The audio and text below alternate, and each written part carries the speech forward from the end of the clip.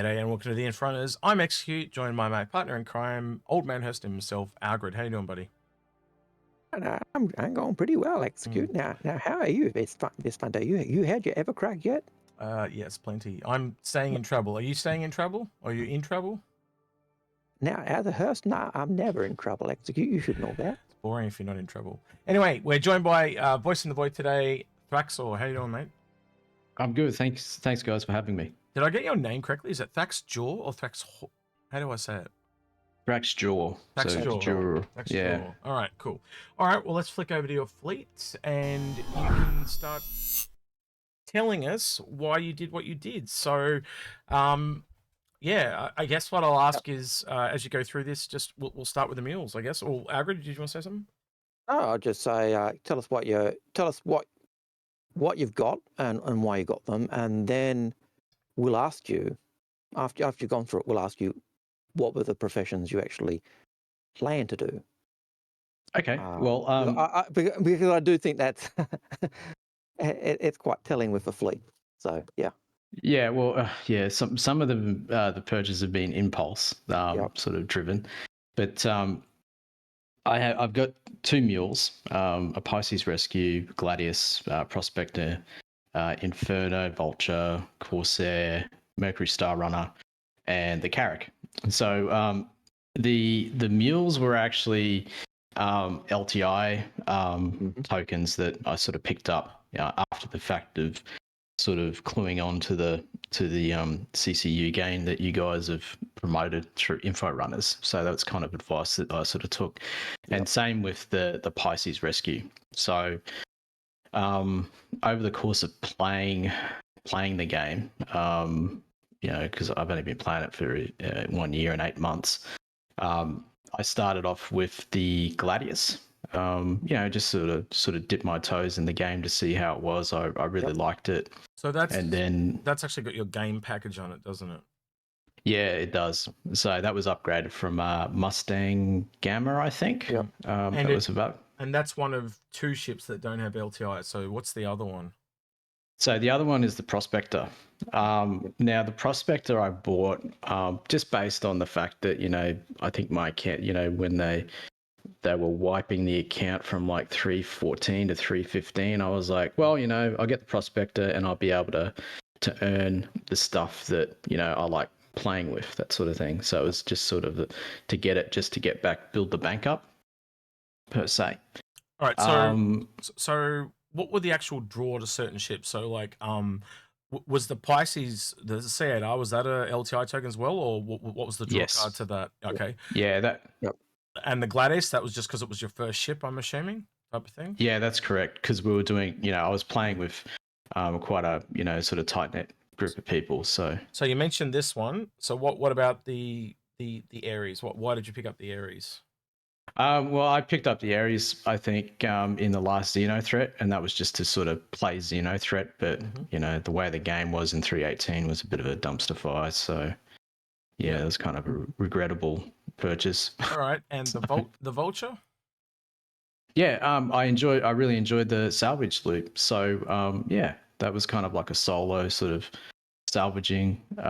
It is a relaxing occupation to do when you more so than mining. I find it's Yeah, I mean, with the mining gameplay loop, I mean, I was pretty good at that. Like I could sort of crack a quant rock, with a surge and a stampede and pretty much get a really good result out of it. So yeah. Corsair. I think that was just a flex move with the people I play with. So it was, sort of one guy was sort of toting about it for quite a long time. So I was like, all right, I'll get one just for the, just to sort of shut him rub up. his nose in it. Yeah, shut him up. He's a nice fella enough. So yeah. Oh, that's what us Aussies do. Give each other shit. Anyway, all right. The Mercury.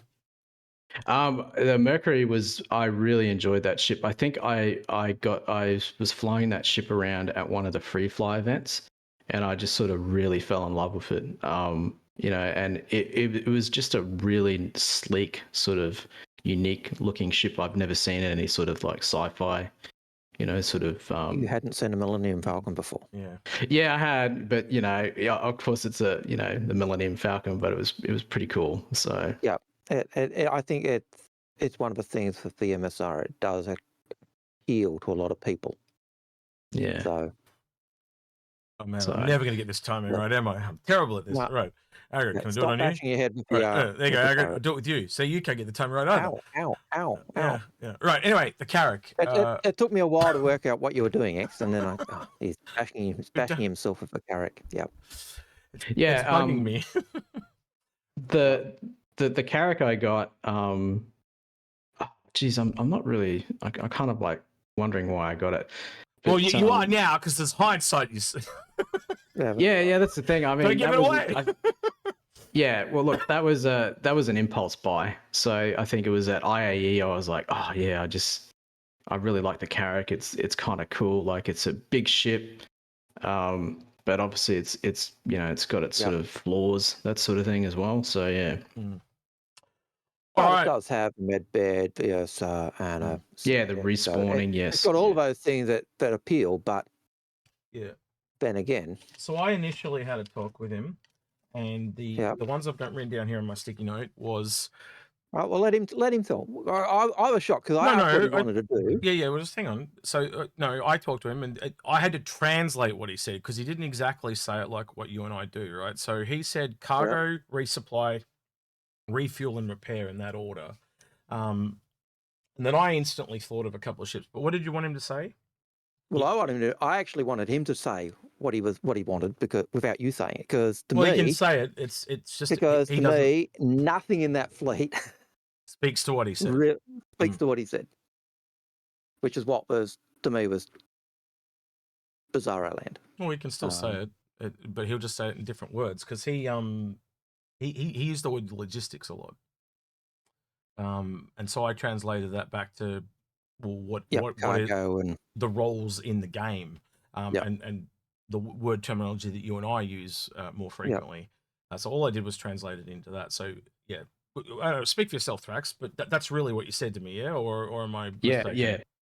Yeah, that's correct. Like it's the logistics sort of backbone stuff that I really enjoy because I like being the person behind the scenes, just getting stuff done, that sort of thing. So yeah. So and it wasn't like logistics support so much. It was really logistics. So I did look into medical stuff as well.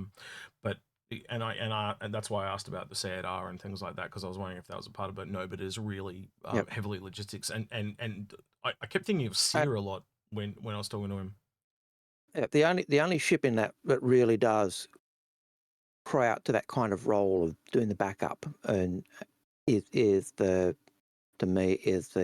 Vulture, and yet it's not really logistics in terms of the supply and support. It's picking up the aftermath. But yeah, I guess you could have a bit of support with the CADR, as I said, and I think the only other ship, but it does it for itself, is the Carrack. But it doesn't, as you said, they don't do it for each other, type thing. Yeah, it kind of left you going. Doesn't really. Yeah. So after all that, just to explain a couple of things, all these ships bar two, as we said earlier, have LTI. So the Gladius doesn't, but it does have his game pack, and the Prospector here doesn't either. So surprising probably to not many people, they're the two that disappeared. And the other thing is he's gone over Concierge, so he doesn't really need the game pack anymore because he now gets he gets a PU free access. So. And he doesn't have a combo pack on it, so he can pick up Squadron 42 separately. So, taking that into account, we have one Pisces or ships. So I'm just going to go 1, 2, 3, 4, 5, 6, 7, 8. Take note of that number. And that's how many ships we end up with when we get to where me and Algared have done. So, Algared, I think we'll start with the two most prevalent that jumped out at me straight away. And the first one from everything he said was the Crucible. It literally it didn't do the primary cargo part, but it did all three of the others, which was repair, refuel, and rearm. What did I write down here? Repair. Yeah, resupply, refuel, and repairing. So it does all of those. And then the second one, obviously, is just the Banner Merchantman, probably one of the best all-round cargo ships in the game with the ability to sell. And then, obviously, I chucked back in a Starfarer. And then he was really into mining. And it was really after that, it was just going back and filling in ships that were similar to what he had, but like the upgraded version. So you can obviously look at the Vulture. It's turned into a Reclaimer. We got rid of the combat ships. That seemed to be... I'm about to sneeze, sorry. And of course, now I won't sneeze. It'll just come randomly in the middle of nowhere. Yep. Things like that. He talked about mining a little bit, and so we went into an Orion, and it just became filling it out into ships that he would want, that would fit within his budget and stuff like that. And the other thing with the Orion, like, yes, the Orion's not out yet. Yes, it's a massive capital ship. But until it's out, you get the loaners, which are the prospector and a mole. Yep. So he actually goes, instead of just having the prospect, he's actually got both prospector and mole now. Yep. And so that, I always think that the Orion is a good value. It's still underpriced. Is it still underpriced for what it is? I can't remember the pricing of it now. But it's $575, and it was originally $325. But I would say it's cheap for what it is. Yeah. And I think it will definitely go up. So we have to talk about two things. The two explosions, they are to represent two other ships that are that we believe that exist. And if they don't exist, you can obviously tangent off. And that's the Capital Gas Miner and the Capital Refinery. So to give an example, say you they don't end up bringing up a Capital Refinery, you could tangent off into the galaxy, because that would be the next biggest one. So that's what those two explosions are. But as you can see, we've just filled out to the 7 ships he had left over. And I've just brain farted and forgot something. The MSR is down as the daily drive, because he loves it so much. The only, as I was saying before the show, the only thing and this was before I actually realised how much you love the MSR, was if it's your daily driver, you might want to look at other ships that do a similar job, but give you other things. So you've got the Aquila and the Phoenix that give you a rover and a snub. So you might look at those, but the other thing is the MSR, and the reason X pushed for it as well, or really liked it as well, is it gives you the ability to do data missions as well as cargo missions. And so that becomes really good at filling in that logistics support role you wanted. And that's a different type of cargo, which is something else we talked about. So we talked about things like VIP ships and the Genesis Starliner and stuff like that. So he all those different types of cargo that he could potentially be in, and that gives him a different one. And also he's obviously got an option there that if a bigger data runner comes out, he can move into that. But he wanted a daily driver that he could use on his own and do a bit of cargo or stuff like that. And obviously there were other options there, like the Constellation, or you could even go down to a Freelance or a Cutlass or whatever you wanted in that regard. But that just was the one that had an additional side benefit. He wasn't so much... Well, you speak for yourself, Thrax, but you're not so much into combat, are you? No, not really. I mean, I just find the sort of combat stuff a little bit sort of intense, at times. So the other thing we should probably add to this that we didn't add at the start, I've just realized, is your org is kind of more of a combat-focused org, isn't it? So you're like the support backbone, so to speak, of your org. Is that the right word terminology, or how would you use it? Yeah, that's that'll be sort of a bit accurate. I mean, I'd like to envision the org as sort of combat orientated with the and then having like a subsection that handles all the internal logistics and stuff like that. So yes. Yeah. So yeah, I don't know. I guess Algared, I'd kind of ask people what they think in the comments below. What about you, Aaron? I can see people saying, why the hell are we pushing the Endeavour on him? Because we always push the Endeavour on people. Well, he had to get to 7. He had to get to 7 ships. That was one of it. But this one, I think, actually works really well for logistics and support. The Endeavour is modular, so you can end up giving it the hospital if need be. Yep. But it's also got the ability to have a super collider, which can be used, at least was originally sold as being the thing that you'd use to overclock or enhance modules.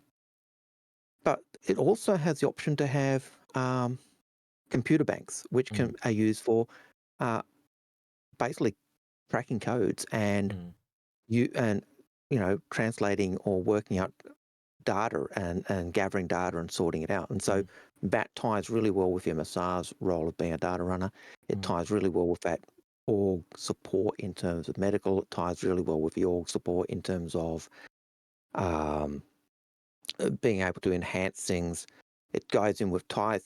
We've often said the Reclaimer, Crucible, and BMM work really synergize really well with, you salvage, repair, you sell. You can salvage, repair, overclock, sell.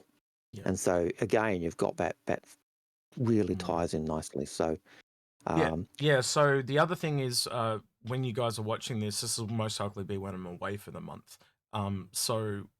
This is like Invictus literally just finished like last weekend, and it was, I think when I initially sat down to talk with Thrax, it was like the last day or the second last day of the sale.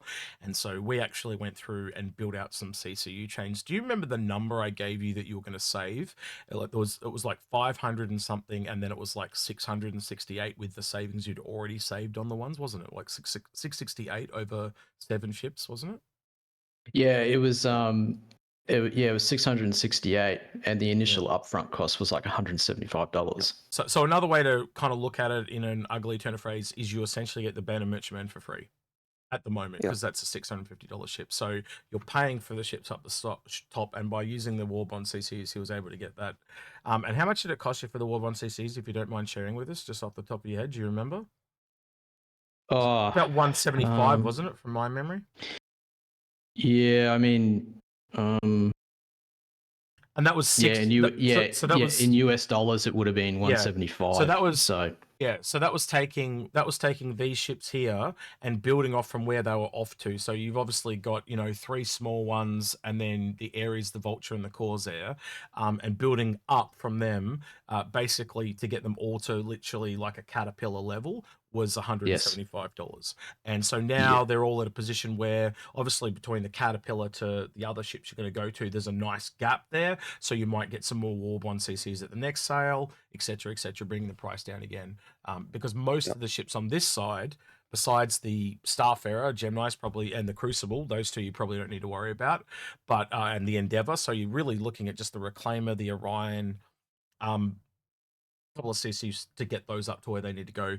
This Banner Merchantman is a $50 CCU from the Carrack to the Banner Merchantman. So yeah, really the only 2 he needs to build chains for left now. God, it's terrible. It's hard to point backwards. Hang on, wait. Let me do this. That one's got to go up. That way. And that one's got to There we go. Right. So those 2, the Reclaimer and the Orion, are the only 2 he really needs to keep building CCUs for. But obviously, if you look at the last Invictus sale, the only one after the Caterpillar was the A2. So there was this massive gap. They'd really those most valuable CCUs just weren't there. They were all very insanely low end, if you think about it, besides the A2. So I'm hoping they come back around and eventually we'll see some more, because I've never seen a discounted Warborn CCU for example, say for the Orion. I think it's generally for ships that are in game. Generally for ships in game. The only other thing I'd possibly suggest for the fleet, if you decided you want to expand it, is add another Endeavor. And I know that's funny land, but just because of the roles the Endeavor can do, it gives you that's probably one of the few ships that's actually worth having a second.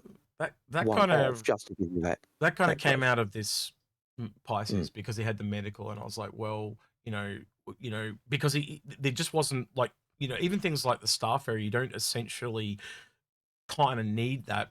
If you're just trying to fill 7 ships out, you can kind of cut back in different areas. Like he doesn't have to go to 7 if he doesn't want to. He can go, can melt 2 of them off and just go to 5 or whatever he wants to do. Clearly, but this is just he now has the options, because again, if he doesn't need 2 of those chains that he's got, he just melts them off, turns them into credit, and they go back in to fill it in, you know. So there's no love lost there one way or the other.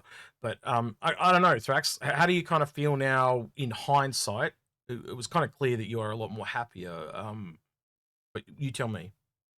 Yeah, no, I'm pretty happy with the foundation that's being set. I mean, you know, you're sort of setting yourself up, you know, to make some savings and obviously to enjoy, most importantly, to enjoy the content that, you know, you're sort of looking forward to. So, yeah. Have you talked with anyone in your org about this one at all? I'm just curious because I don't know if you have. I know you haven't had a lot of time. It's only been a day or so, but have you had a chance to talk to anyone and they've kind of said, oh yeah, that's much better, or no, not at all? Yeah, I have actually. The comment was you're going for the big boys, are you? So, so I had a bit of a chuckle, but no, it was kind of good. I mean, I'm a bit sort of yeah, it was some good feedback, so I was pretty happy with it. I mean, at the end of the day, you know, this is the content that I enjoy, so I'm sort of like setting myself up to get into that. So yeah, it is one of these kind of almost textbook for me and you, Algared, where we look at someone's fleet and they just don't have next to nothing to do with what. It's not the worst we've seen, right? But it shows that whole. And I think we haven't really talked about this a lot, and I think that's kind of the learning takeaway for me. You know, we always try to teach someone something. This is one of those ones where you kind of impulse buy or brought on feeling rather than planned and structured thought. And I think CIG almost wants you to do that, because then you spend more again, or overspend. I don't know. Algared, you tell me your thoughts on that. Yeah, I think there's a bit of a melding of ideas. I think you started off going to big, and then I got the impression from what you were saying, you'd started watching Inforunners and hearing what we were saying. So you went the small ships for CCU tokens, but then you went, okay, how do I do it? What do I do with these? How do I get from here to here and make the big savings? And that's always a steep learning curve. And but you can see you actually started to do that with the the mules and the C8X as LTI tokens. And you can definitely see him laying the foundation here with these to like he was planning for more stuff, so that all we've done is just help him go all the way through that. Algared, what do you kind of want to hear from people in the comments below? Like your usual spiel is are we taking him down an alleyway to beat him up, or are we giving him a good oil? Tell us what you'd change. Tell us why you'd change it. Have we missed something in terms of logistics support and that would suit him better?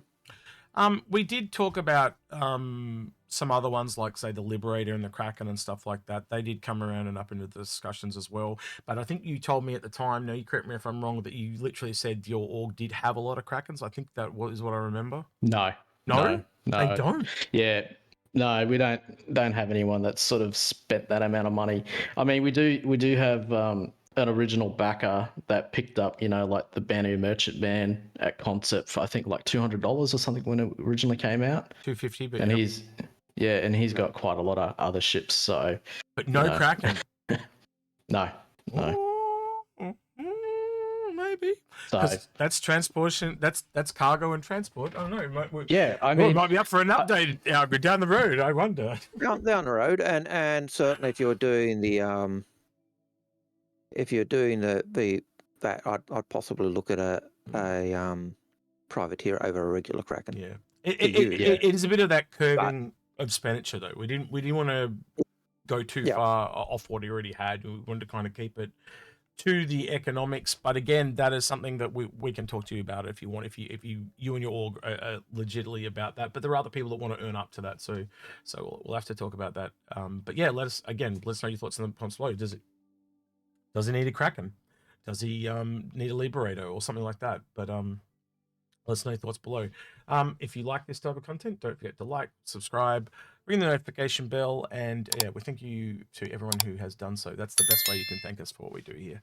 And ask your friends to join too, especially if you share the video with them or something like that. With that then, the voice in the void has been Thraxjor. He's been Algared. He's been Execute. We'll catch you in the next one. And we're out of here. Take care. Say Thank goodbye. you, guys. Yeah. Say goodbye. Disobedient child. He didn't listen. I told him, but he didn't listen. I know. So rude, Thrax. Thrax, say goodbye. We're stopping until you say goodbye. Oh, I sorry, I already said good. Thanks for having me.